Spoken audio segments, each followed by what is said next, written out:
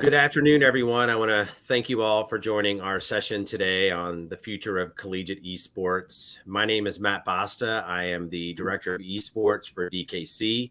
We're an integrated agency helping our clients across PR, digital strategy, events, paid media, and creative. I want to take a moment now to have all of our panelists introduce themselves. We'll start with Mike, then we'll head to Angela, and then we'll head over to Andrew. Hey, good afternoon, Matt. Michael Schreck, CEO, founder, Collegiate Sports Management Group. Great. And Mike, can you give us a little background on who CSMG is and what you guys do? Sure. CSMG is a college sports aggregator of multimedia rights, inclusive of commercialization across every revenue stream in college athletics.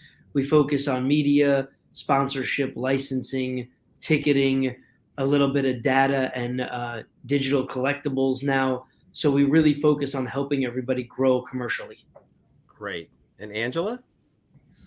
Hi, Matt. Thank you for having us. I'm Angela Bernhard-Thomas. I'm Executive Vice President of Esports U, the esports vertical inside Collegiate Sports Management Group. We operate a 24/7 collegiate esports channel.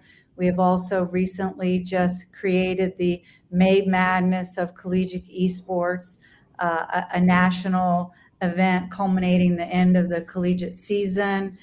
We also do a lot of other projects in media, building community, selling sponsorships, and doing valuations, naming rights, and NIL in the collegiate space.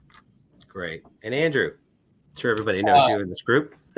Sure. Hey, Matt. Appreciate being part of this illustrious panel. Andrew Saltzman, Executive Vice President, Chief Revenue Officer for the Atlanta Hawks, State Farm Arena, the Hawks Talent Gaming Club, our team in the NBA 2K League, as well as the College Park Skyhawks, our G League team, and the Gateway Center that plays down the Gateway Center Arena in College Park. So great to be here. Thank you. Amazing. Well, today we're going to be sharing a great case study on the Collegiate Esports Commissioners Cup that took place in Atlanta on May 6th to the 8th at the Gateway Center Arena, which, as you just mentioned, Andrew, is home of the G League, College Park Skyhawks, as well as the WNBA's Atlanta Dream. And our goal today is really to deliver a great conversation on why you all should be paying attention to the collegiate esports landscape and how you can engage in the ecosystem. So before we dive in, I want to give you a little perspective as to the size and the scope of where collegiate esports is today. In the past year, there've been nearly $19 million in scholarships delivered on the collegiate esports level. There's roughly more than 500 collegiate esports programs across the country, and that's growing annually at about 25%. Just a little under a third of those groups sit within student life on campuses, while a little more than a third sit within the athletic departments, and then the rest are just basically clubs. And interesting enough, most of these students are STEM students, and they generally tend to have a higher GPA. So it's a pretty impressive group of folks who get involved in collegiate esports. And on that note, Angela, I want to shift the attention here to the Collegiate Esports Commissioners Cup, and would love to hear a little bit about if you could provide us a great overview of the event. And as you're talking, I'm just going to walk through some images from the event. So I'll turn the stage over to you, and we'll just walk through it. Great. Thank you, Matt. So I'll give you a little bit of an origin story about how this event and May Madness sort of came about. About a year ago, we started looking really closely at the collegiate landscape and trying to figure out how we could provide solutions and build a framework that made sense for all the stakeholders in collegiate esports. And we did an exercise where we built a Google Calendar, and we took all the conferences across the country and we put their regular season schedule and their championship schedules into a calendar. And we realized that there were so many overlaps created, and that this posed a problem to potential brands looking at the space and how were they to know which conference to choose to work with. And so we had the idea, let's start bringing all these conferences together. And we just started a series of phone calls and reaching out to all of them. And we ultimately ended up getting about 12 of them that were very interested in participating in our event, which we call the Collegiate Esports Commissioners Cup. Hence, we had invited so many conferences to come and participate in this together. So we took that and we started out with 4 game titles: Overwatch, Rocket League, Valorant, and Super Smash Bros. Ultimate. Teams qualified to play into the event through a series of regional tournaments that we had run.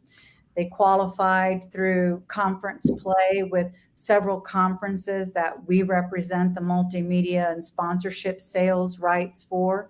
And then we also had invited some individual schools and other conferences that we were affiliated with.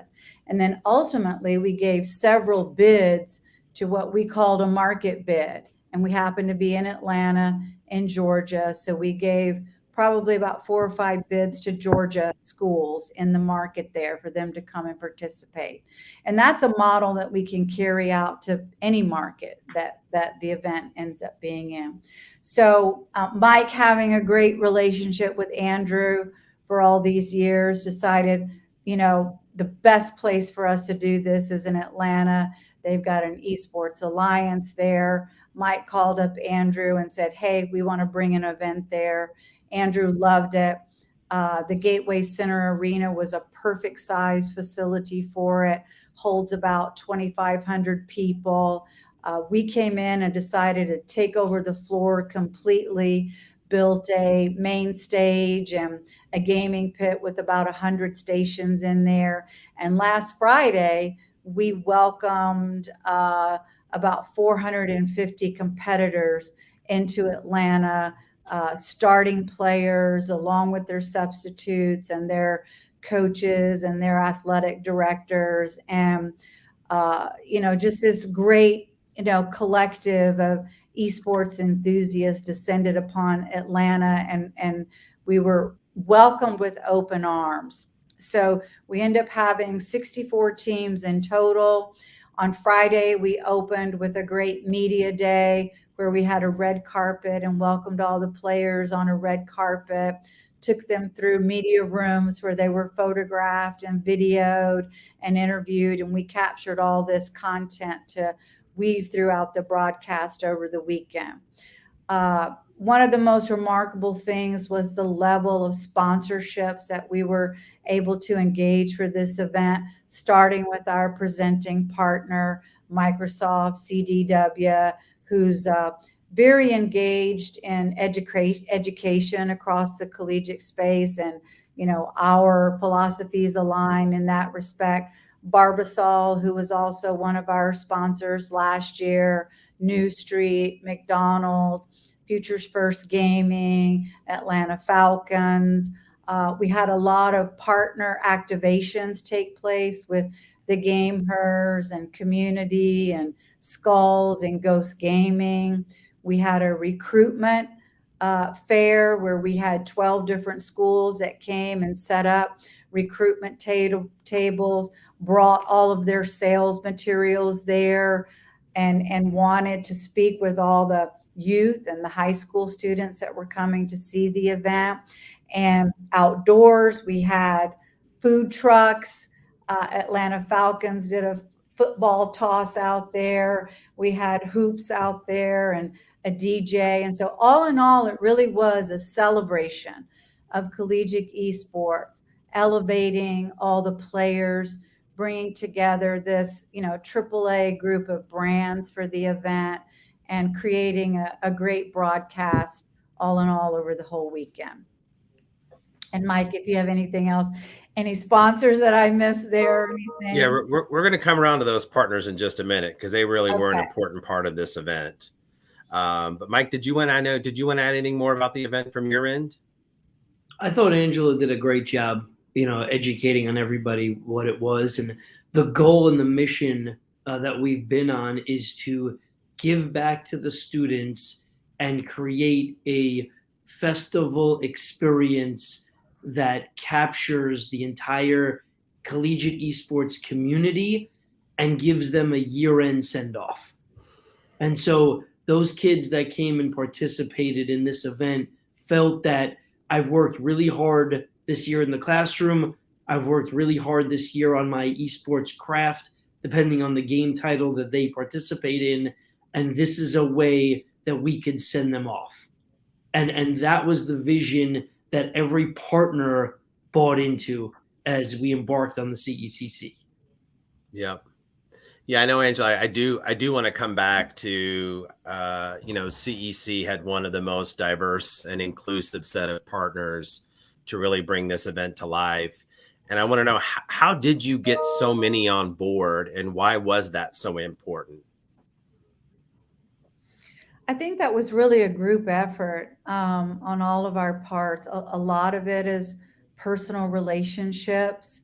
A lot of it is sort of knowing which brands are interested in the space, which of our missions align with each other. Some were endemic, some were non-endemic. Some it was really important. This audience is very important to them. They realize that it's in the very early stages of development and wanted to be a sort of a first mover in the space. Atlanta Reign and FaZe, I mean, they were a natural for the pro franchises there in Atlanta. And, they were there. They brought the Reign team out on Sunday, even though they had been participating in Overwatch Pro League that weekend. We had another pro team, Ghost, which is a local Atlanta team as well. We had DEI representation there, community and the game hers. And of course, we had our production partner, Skillshot. And just a lot of these folks were people that we work with that share a similar passion and, realize the value of being involved in something like this that is really quite historical. A May Madness of this type has never happened before. So we really appreciate all the partners that came and participated. We believe we added a great value to their marketing initiatives, and all of these partners we plan to have long-term relationships with. It's not just a one-off. We're growing this space together. Right. I got one more question for Angie, and we'll pivot a little bit, but I know the importance of the student athlete experience that you guys really focused on. You mentioned the red carpet, but what were the objectives for them, and how do you think we delivered, and how do you think you did in that area? Because I know there was a lot of positive feedback from the students. I'm very proud of how we did in that category, and it didn't just start at the event. That's something that we practice and deliberately work on throughout the whole academic season.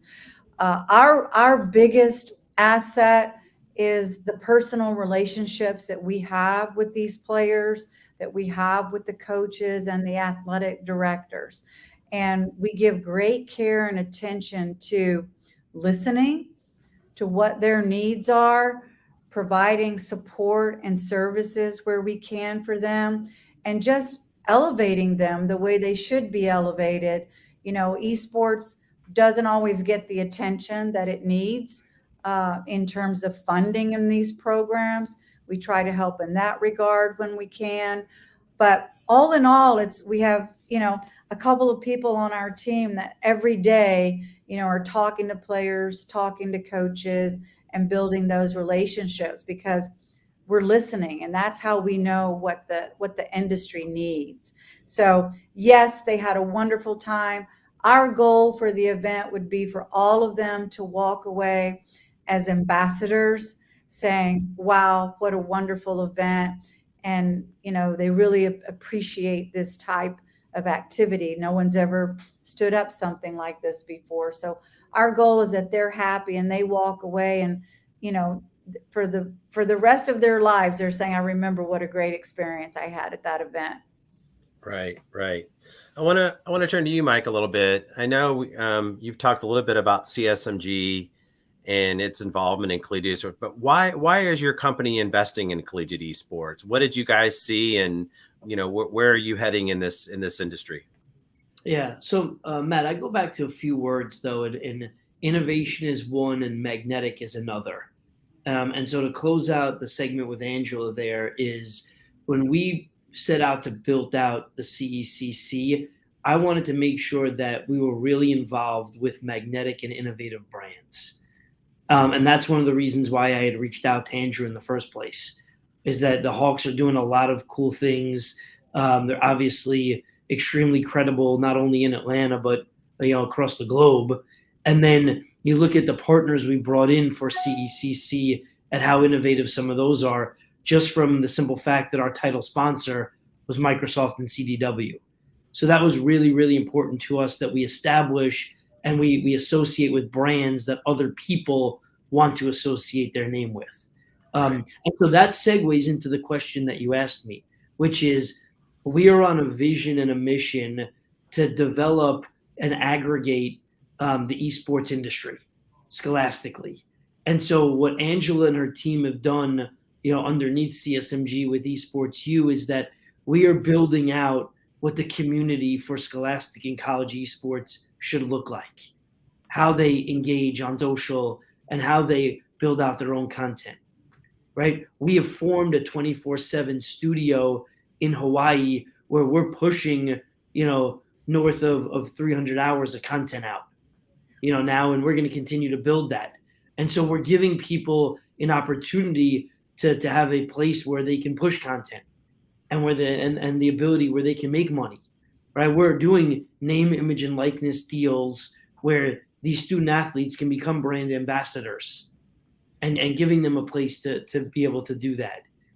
We're creating all these regional and national events for these students to be able to showcase their talents, right? It's all about giving back to the colleges and the students themselves in helping build out the college ecosystem for esports.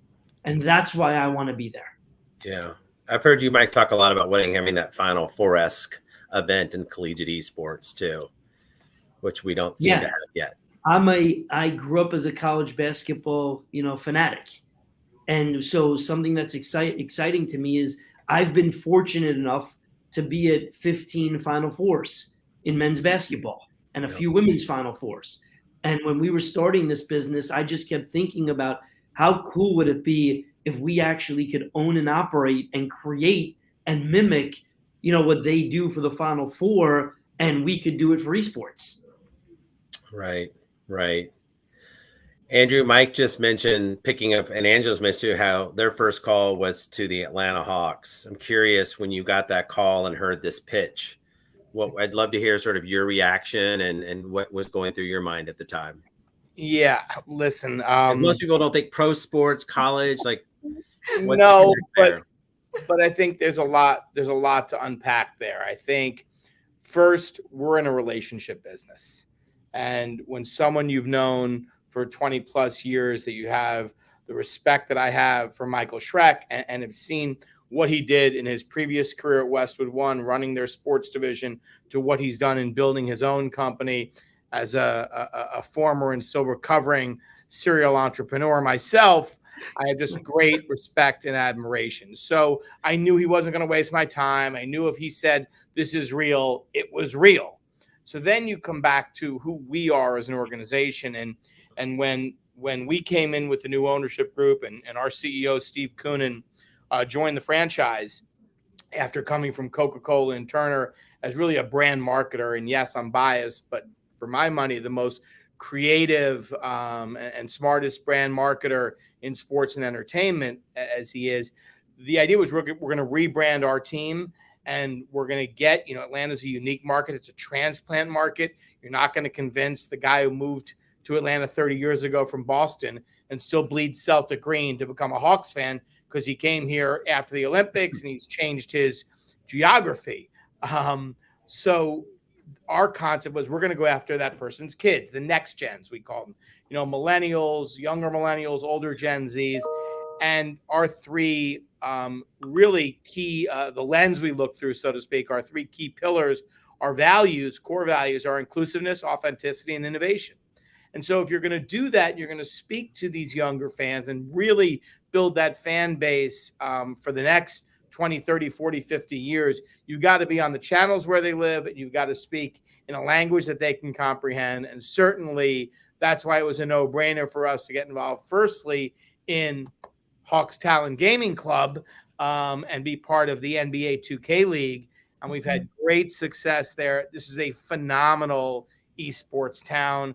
Esports Alliance, what Skillshot has done, what FaZe. I mean, this is a really, really great, young, tech-driven esports growing community. So for me, it was kind of a no-brainer. How do we continue to build our esports relationships and our esports brand, but also just build our brands here, as I said, the Hawks, Hawks Talent Gaming Club, and our College Park Skyhawks. So we envision one day this event getting so big that we need to put it at State Farm Arena and have 16,000 people there, and think that that's certainly something that's really viable. Yeah, and a little shout out to C's on your team for Player of the Week this week in the NBA 2K League. Nice.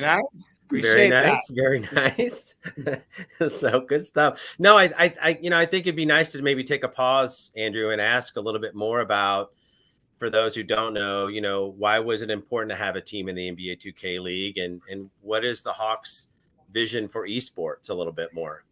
I think you have to just look at the way the younger community is consuming sports, and you think about the direct-to-consumer model and cord cutters out there. I mean, long have professional sports teams and leagues, they're virtually their number one revenue source is arguably their biggest competitor.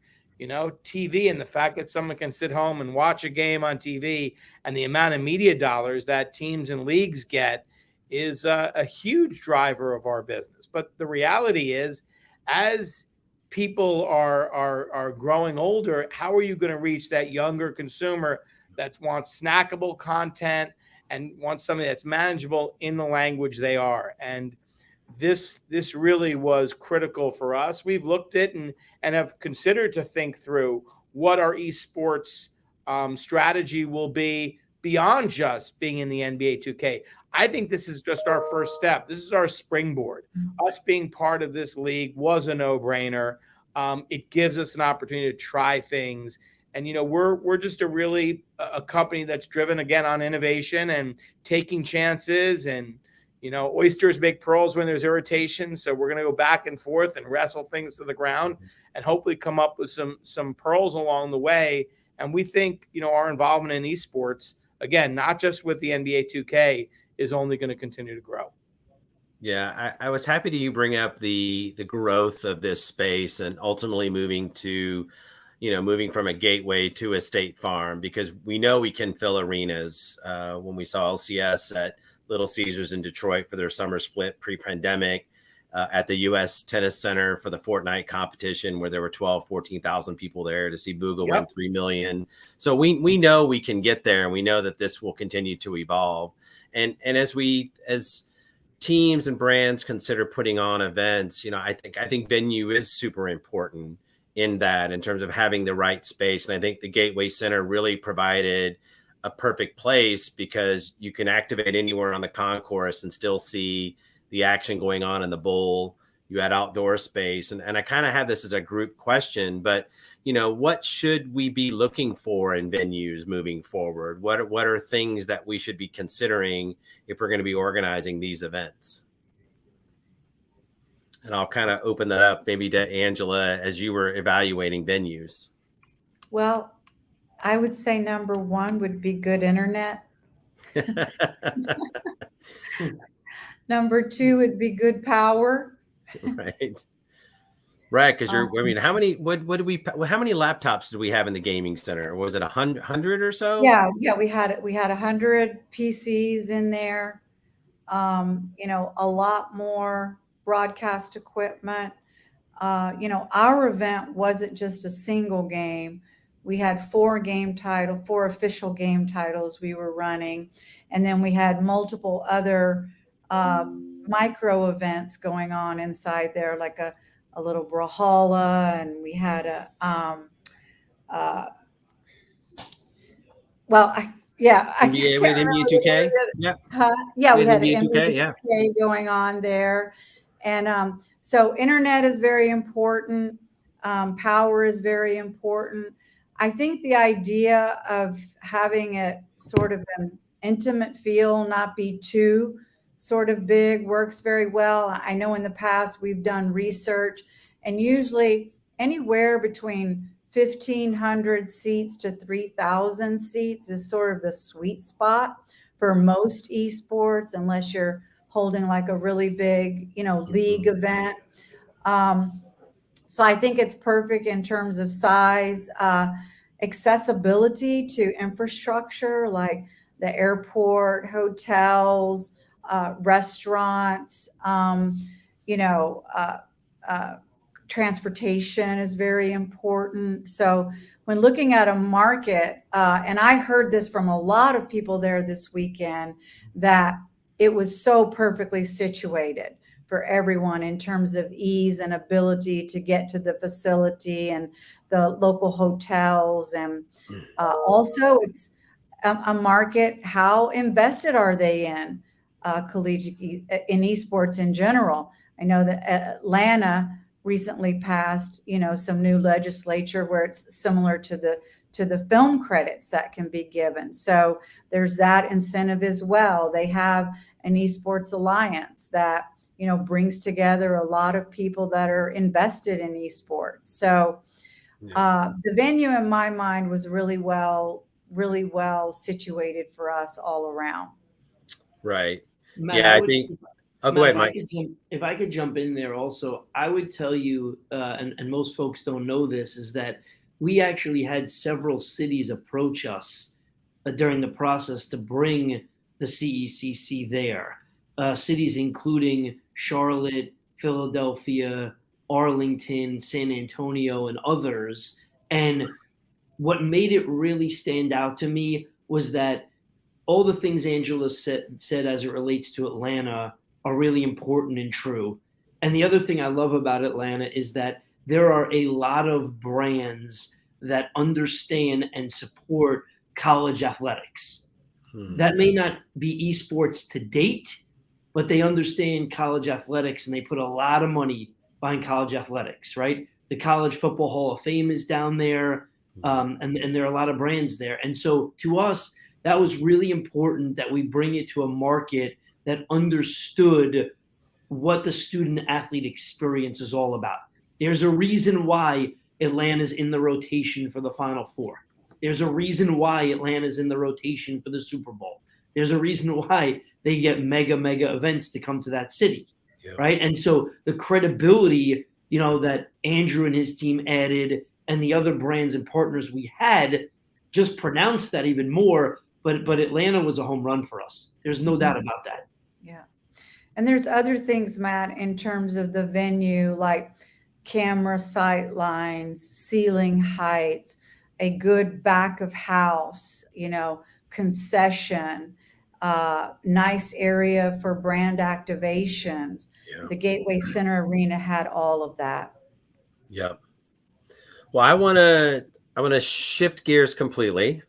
And I want to circle back, Mike, to I think NIL is on everyone's mind right now. And there were new guidelines released recently, really this week and into next week, that, really that's clarifying the role of boosters in the NIL landscape, and creating more guardrails around who should be contacting these prospective collegiate athletes, trying to dissolve some of these collectives that are out there. And I'm curious, I'd love to hear more about where are we heading in NIL and esports, and what are the opportunities that can be brought to the table? Yeah, so it's funny you asked that question because I get asked that a lot as it relates to two areas of our business, right? So we represent traditional sports and we also represent esports through Esports U. And the traditional side of the business seems to have become kind of that, pay for play model, especially at the Power 5 level and with some of those 5-star recruits, right? But in esports, because it's not sanctioned under the NCAA governance, and because these students can become brand ambassadors, we're seeing a lot of significant opportunity there.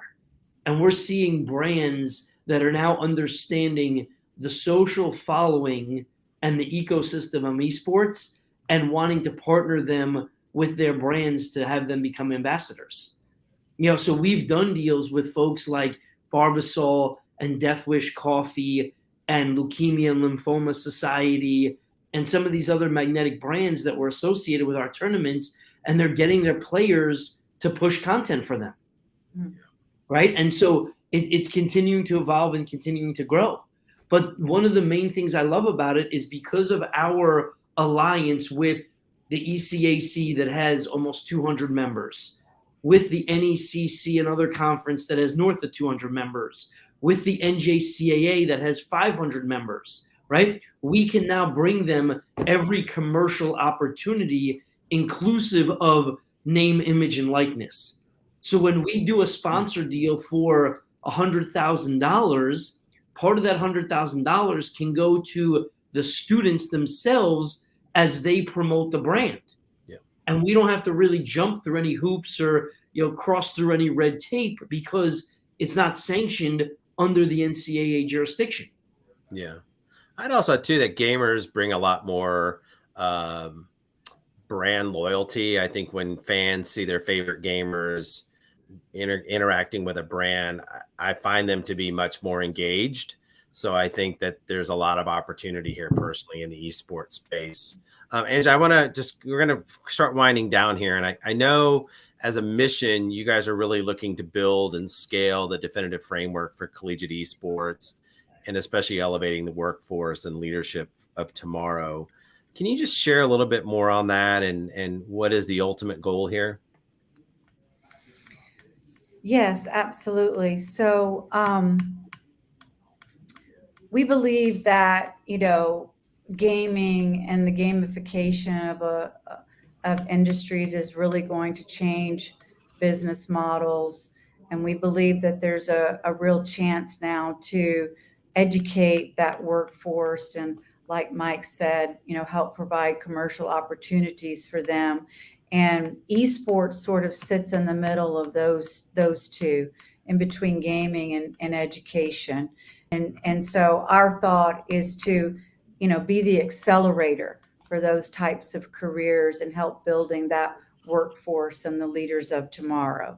And that's the opportunity that we see in the space to help programs be sustainable themselves by providing, a suite of services and expertise 360 degrees, all the way from program development to facility development to property rights management, sponsorship sales, NIL, valuations, naming rights, and just be that infrastructure for collegiate esports in a very comprehensive way by bringing together different partners that we work with that have different expertise and bringing them together to create a really collaborative offering of services to help this industry grow and scale. Right. And I think too, I think people need to realize that there's more than just competitive gaming and collegiate. I mean, we're really trying to open up the world of career opportunities in this space in terms of going to work for a publisher, developing the next generation of gaming, the marketing, the ticketing side. And so for Andrew, I'm sure for you, you could be looking at these collegiate students for internships as always, Exactly. to come and work for the talent.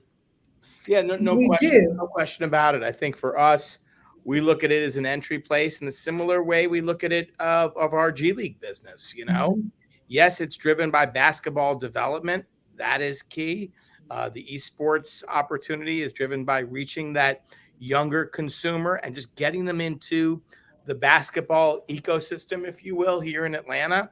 But there's no question when you think about the brands that want to recruit, the brands that want to get into STEM, this is all a component of that. So yes, as Mike said, Atlanta is an amazing city, huge Fortune 500 companies, more and more brands are coming here.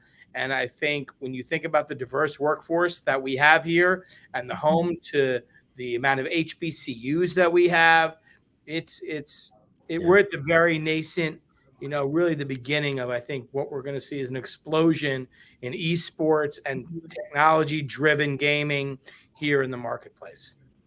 Yeah.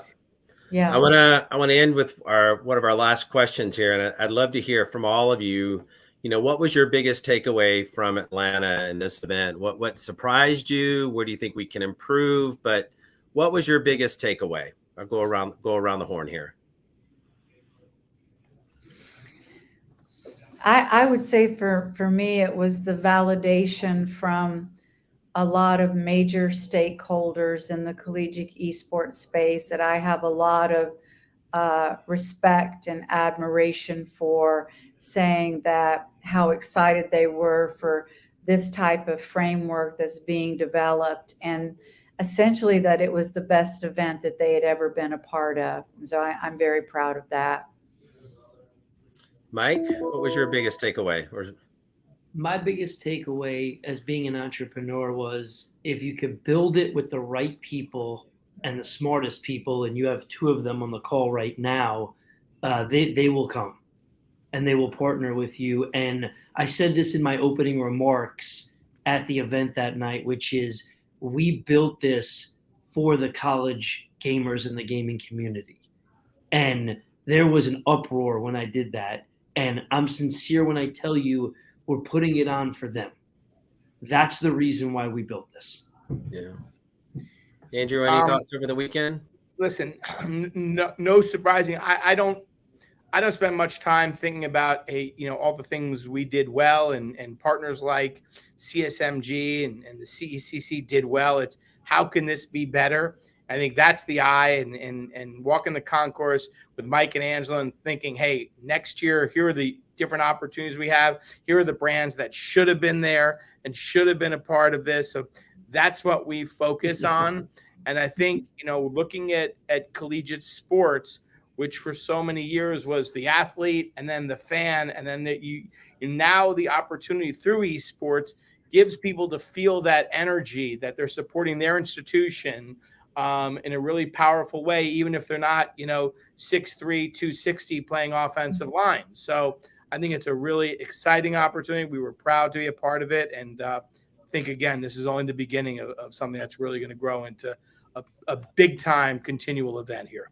Yeah. No, speaking of, when you say you should be here, I think that was my final thoughts here is what does it take to get folks into collegiate esports? What's like the one thing you want to tell them and why you should be in this space? What is it about this that says you need to be me, here? It's just you're missing an opportunity for high level engagement. Sponsors buy sponsorships for that brand association, for that borrowed imagery, and this is really powerful imagery. And if you're not going to be there, your competitor will, and you'll miss the opportunity, and your business will suffer because of it. Yeah. Any other final thoughts, Angela, Mike? Well, to me, it just represents infinite opportunity. Esports is really the convergence of, sports, tech, entertainment, film, all of it. So it offers endless, career training opportunities and workforce development. And I think that's the really exciting thing that brands want to be part of. And by the way, Knockout City was the name of the game I couldn't think of. And just want to give them a shout out, because every game title and every gaming community is important. There are micro communities, and each of them are very important. Terrific. Mike, your final thought?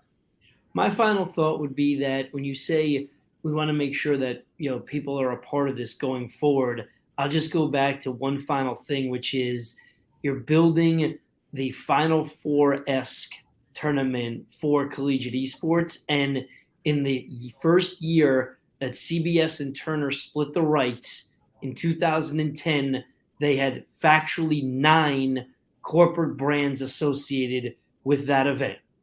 While the dollars may be bigger, we had 14 brand corporate partners associated with our inaugural event. Nice. That's a great end. And I'm going to say, on behalf of everyone on our panel, we just want to thank everyone for tuning in today. And we really hope you will come to one of our future collegiate esports event and experience it firsthand. And I think you will be blown away. So on that note, thank you, everybody. Be safe, be kind. We're out. Thank you, Matt. Thank you, everyone. Thanks, Matt.